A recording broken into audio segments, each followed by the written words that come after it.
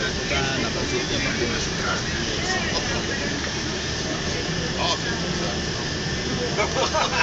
oui, son métier c'était à il n'y a pas de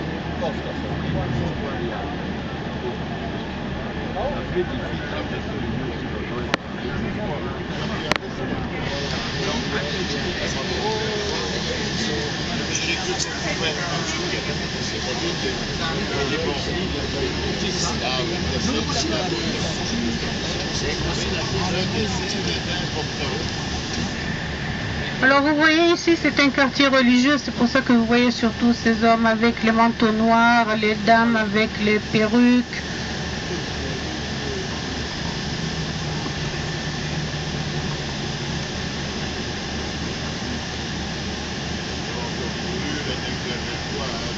Et ici, regardez, c'est une yeshiva, c'est comme une université biblique.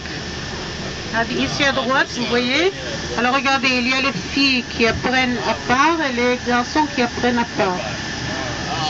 On ne se mélange pas, hein. Ce n'est que quand on est marié qu'on peut se mélanger.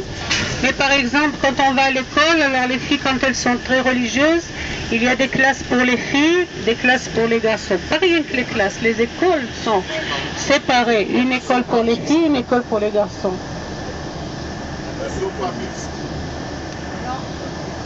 Non, en général en Israël les écoles sont mixtes, mais quand on est ultra orthodoxe comme ceux-là, alors ce n'est pas mixte, c'est séparé. Il y a même des bus où avant, c'est-à-dire il y a à peu près 2-3 mois, ils voulaient que les bus soient séparés.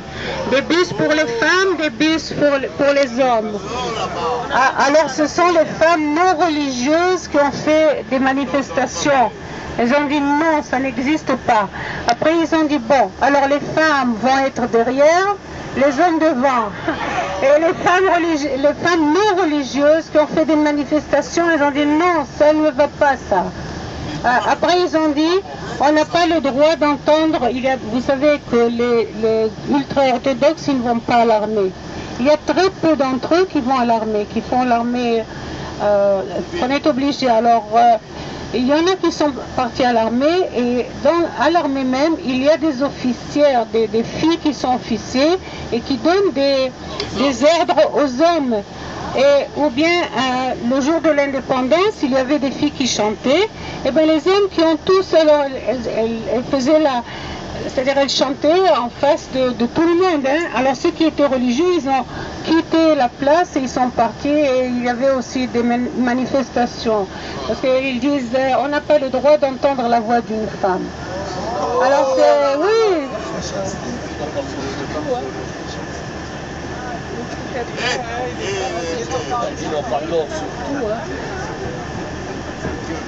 Il y a juste une petite anecdote, juste pour faire rigoler, pour mettre un peu d'humour sur ce que Dalia vient de dire, c'est que là, ici, à votre gauche, anciennement, c'était le parc zoologique, c'est le zoo, et il y a toujours quelques laïcs ou non religieux, quand ils passent devant, qui disent, moi je sais où est-ce... Maintenant, c'est un quartier ultra religieux, et en bas, vous avez des écoles. Et ils sont toujours là pour dire, moi je sais où est-ce qu'a été la cage des singes. Voilà. C'est pas gentil. C'est pourtant vrai. C'est des réflexions qui font ici. Toi, tu peux le... Comment?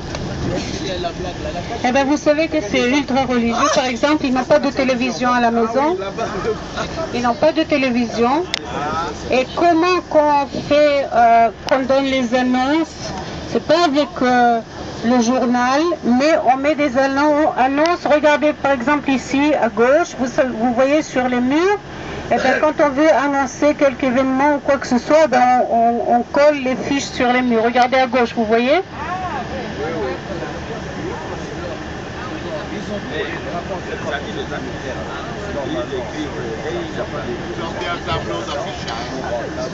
Non, non, non, non. Et, écoutez, si ce sont, la question était pour le service militaire, si on ne fait pas le service militaire, on va en prison. Les gens qui sont laïcs, qui ne sont pas religieux, ils sont obligés de faire le service militaire. Vous savez que quand Ben Gurion voulait avoir la coalition, c'était le premier ministre, alors les ultra-orthodoxes qui lui ont dit « Ok, tu veux avoir un gouvernement, eh bien prends-nous, mais à condition que nos garçons n'aillent pas à l'armée. » Mais dans le temps, il n'y avait rien que 400 garçons qui devaient aller à l'armée. Et en attendant, il y a déjà 40 000 et même plus qui ne vont pas à l'armée. Alors on leur a dit, ok, vous ne voulez pas aller à l'armée, ça va. Vous pouvez donner 1 an ou 2 ans, puisque les autres font même 3 ans. Alors, de service à la communauté. Allez-y dans un hôpital, aidez, allez-y dans une école, dans un jardin d'enfants. Ils disent non. Alors nous sommes là pour prier à Dieu pour que le Messie arrive. Et tant que nous étudions la Torah et la Talmud, c'est comme ça qu'on aide l'État d'Israël. Alors d'un côté, ils ont beaucoup d'enfants. Parce que vous savez, dans la religion juive, il faut avoir beaucoup d'enfants. C'est bien. Alors, ils ont beaucoup d'enfants, ils reçoivent l'argent du ministère social, c'est-à-dire ils reçoivent pour chaque enfant l'argent, mais ils ne vont pas à l'armée, et même ils ne travaillent pas. Les hommes ne travaillent pas, ils vont à la yeshiva. Alors c'est une condition. Tant qu'ils sont à la yeshiva, ils ne sont pas obligés d'aller à l'armée, et tant qu'ils sont à la yeshiva aussi, ils ne sont pas obligés de travailler. Alors Netanyahou, enfin, c'est-à-dire ça fait quelques années déjà qu'on essaye de les rapprocher.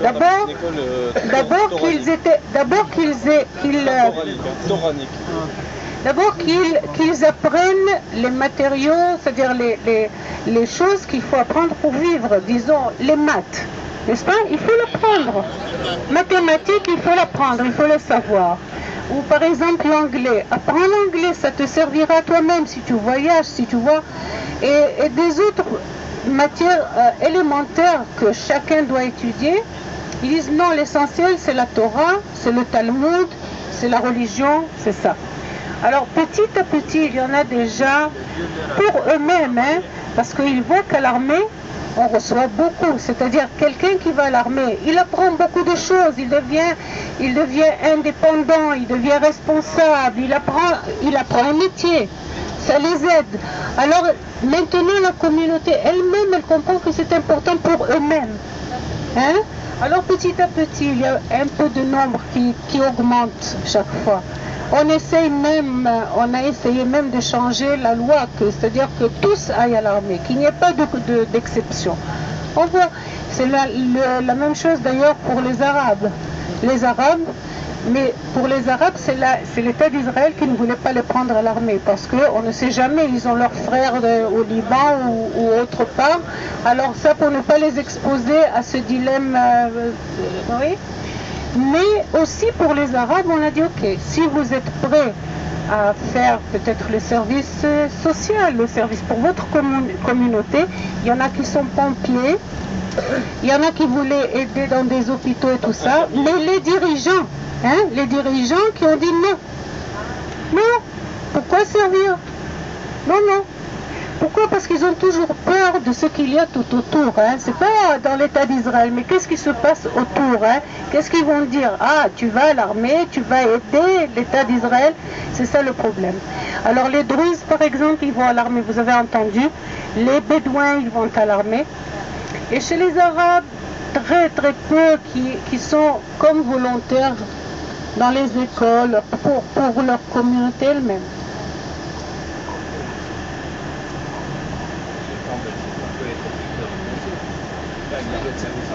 Ah ouais, justement, alors de conscience, petit à petit, plus qu'il y avait des guerres, plus il y avait des jeunes qui disaient je suis pacifiste. Ah, moi, je suis pacifiste, mais je vais étudier, je vais faire la belle vie, je sors en dehors d'Israël, je vais vous faire des voyages. Alors c'est vraiment, c'est quelque chose de très délicat.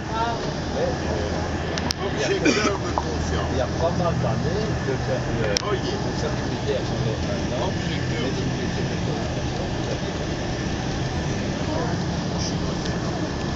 Eh bien ici pour les filles c'est 2 ans, pour les garçons c'est 3 ans.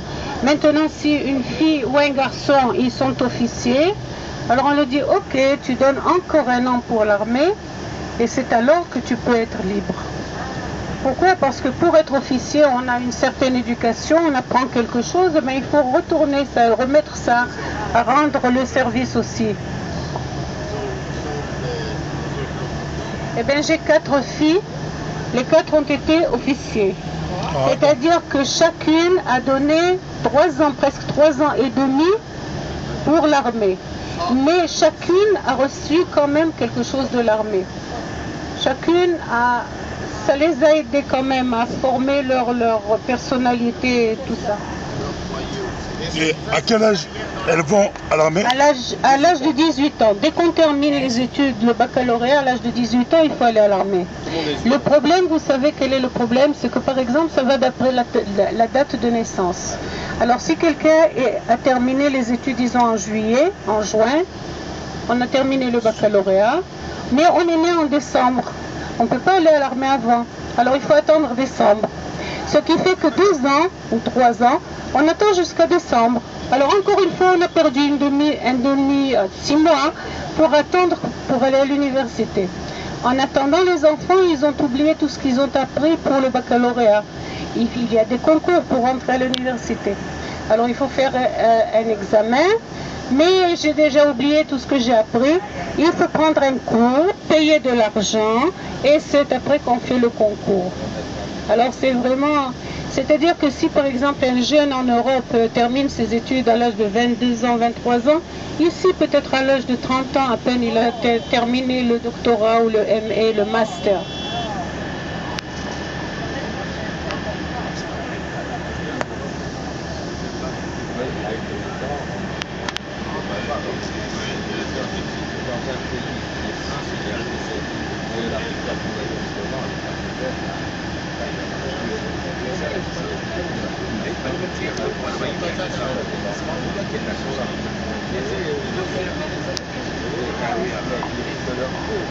Ils risquent leur peau, mais ils savent, vous savez quelle est la différence?